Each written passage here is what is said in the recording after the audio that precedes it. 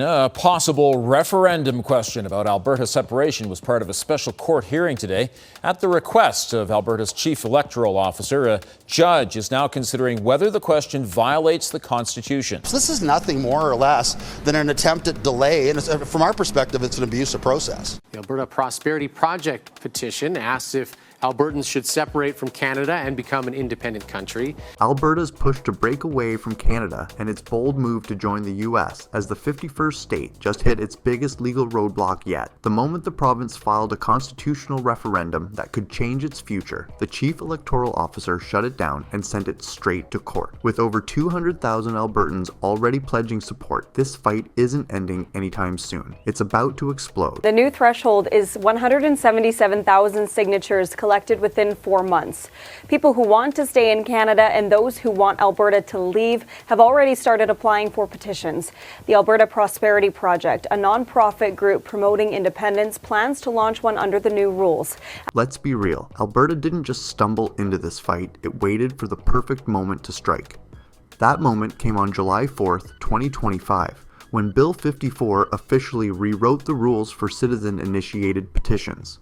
Overnight, the signature requirement plunged from an impossible approximately 600,000 names in 90 days to a far more achievable 177,732 names in 120 days, exactly 10% of voters from the last provincial election. For a movement with momentum, that's the difference between dreaming about a referendum and actually getting one on the ballot. At the same time, Thomas Lukaszuk, former Progressive Conservative Deputy Premier, is working to stop that effort. He argues separation would threaten the Canadian as well as the Alberta economy. And here's where it gets strategic. The Alberta Prosperity Project didn't waste a second. They filed their constitutional referendum question the very same day the law kicked in, locking in the lower threshold and longer timeline. Honestly, that's not luck. That's a calculated play to take the independence fight from fringe talk to official paperwork that Ottawa can't just ignore. Alberta's government believes that the proposal is not unconstitutional and therefore should be approved and permitted to proceed. And this isn't some watered down, feel-good policy proposal. This is the real deal. The Alberta Prosperity Project went straight for the jugular with a question that leaves zero room for spin. Should Alberta become a sovereign country and cease to be a province in Canada? Filed by Mitch Sylvester, alongside Dennis Modry and lawyer Jeff Rath, it's a constitutional question with the kind of political weight that Ottawa dreads. Do you agree that the province of Alberta shall become a sovereign country and cease to be a province in Canada?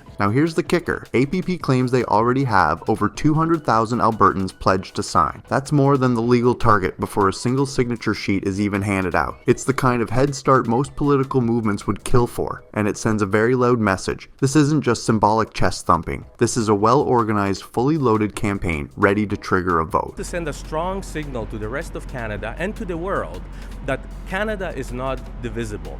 That Alberta is not up for sale to either United States or to separate as a separate country. But this fight isn't a one-way street. There's another team on the field, and they're playing for the opposite outcome. The Alberta Forever Canada campaign, led by former Cabinet Minister Thomas Lukaszuk, is pushing a question that would cement Alberta's place in Canada for good. If their petition succeeds, the province wouldn't just delay separation, it would officially adopt a policy of never leaving, no matter the political or economic climate. Here's the catch. Their timing was terrible. Lukaszuk's petition got the green light on June 30th, just days before Bill 54 changed the game. That means they're stuck under the old rules. Montier 294,000 signatures needed in just 90 days. Compare that to APP's 177,732 in 120 days, and you've got one campaign sprinting uphill while the other runs downhill with the wind at its back. Well, we don't think that the province is lining up on our side with this matter. They're simply saying that there's legislation in place that's clearly intended to have Albertans vote on issues of public importance. And legally, the gap is even wider. APP's question is constitutional. If it passes, it forces the conversation toward negotiations under Canada's constitutional framework. Lukaszuk's is a policy initiative. It can shape government stance, but it doesn't carry the legal trigger to start formal talks on independence. So, while both campaigns are asking Albertans to make a choice, only one could actually set separation in motion. The APP's momentum didn't get far before it was thrown into legal limbo. Instead of approving the petition, Chief Electoral Officer Gordon McClure sent the question straight to the Court of King's bench, saying it had to be vetted against more than 30 constitutional provisions, including the Charter of Rights and Freedoms. And that's why Luke Hasek has his own petition underway to ask whether Alberta should remain in Canada rather than separate. The vast majority of us want nothing to do with it. We want to focus on what's good for Canada, what's good for Alberta, and frankly, what's good for Canada internationally. For APP supporters, it was a gut punch. They see it as a calculated slowdown, a way to keep the question off the streets and out of the public's hands for as long as possible. The process now runs on the court's timetable. Only after a ruling will McClure have his 30-day window to decide if the petition can move forward. And until that moment, the campaign to collect signatures is stuck at the starting line, waiting for a flag that may take weeks to drop. If you're watching this and thinking, wow, this could actually happen, then you're exactly right, and that's why we need to keep talking about it. Hit that like button, drop your thoughts in the comments, and share this with someone who still thinks Alberta's independence talk is just political theater. Because whether you're for it or against it, this fight is shaping the future of the country, and the more people tuned in, the bigger the impact when the next move drops. Experts say the battle over the possible referendum questions is just a sample of the long, expensive process separation would involve. There are exit routes out of Canada, but they would be painful, protracted, and unbelievably costly to the people of Alberta in ways that this province has to have a serious conversation about. You knew this wasn't going to slip by without a fight. Premier Danielle Smith and Justice Minister Mickey Amery came out swinging, saying the question should be approved now and that it's the Alberta government, not the courts, that ought to decide if it's valid. APP didn't waste a second jumping on that, framing it as proof that even insiders can see the process is being dragged out. To their supporters, the court review isn't about protecting the Constitution, it's about running down the clock. But critics push back hard, saying this is exactly why constitutional safeguards exist.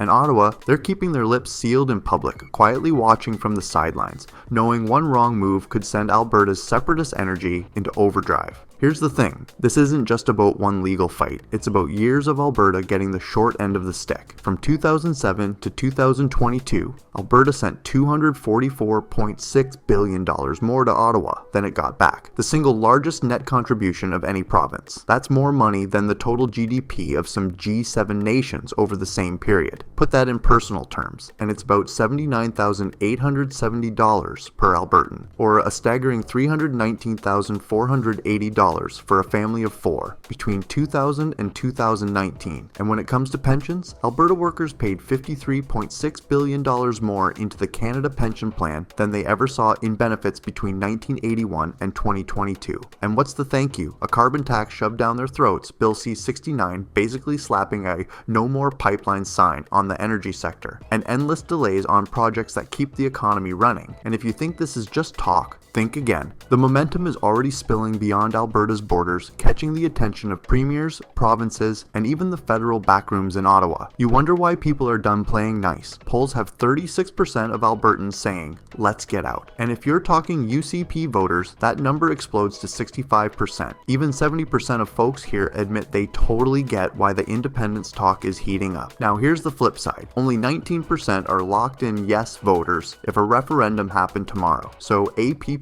still has work to do. And nationally, just 26% of Canadians are on board, which means the rest are either clutching their pearls or quietly hoping Alberta doesn't actually call Ottawa's bluff. According to the Financial Times, only 29% of Albertans back independence overall, but support among UCP voters is climbing fast. The Wall Street Journal reports that nearly half of Albertans now sympathize with independence when federal neglect and climate-focused policies are factored in. That growing sympathy, especially among core conservative voters, signals that the movement isn't just holding its ground. It's gaining momentum despite the legal and political roadblocks. Frustration and really what I call the alienation that far too many people in Saskatchewan as well as other parts of Canada are feeling. Make no mistake, everyone's watching this, and some of them are sweating bullets. Over in Saskatchewan, Premier Scott Moe is basically nodding along, saying provinces should absolutely have the right to ask their people big questions. British Columbia's David Eby, he's rolling his eyes and calling it political theater, which is rich, considering Alberta's fight over energy policy affects BC's ports just as much. Quebec's playing it safe, keeping their mouths shut because they know poking this bear could drag their own sovereignty debates right back into the spotlight.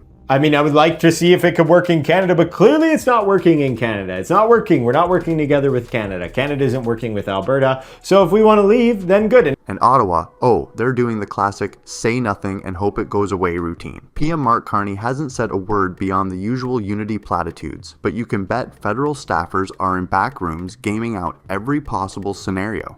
Because if Alberta pulls this off, it's not just a provincial win, it's a political earthquake that would blow a hole straight through the status quo in Canadian politics. If the court clears the question, APP will launch an all-out, province-wide push to collect 177,732 valid signatures in 120 days.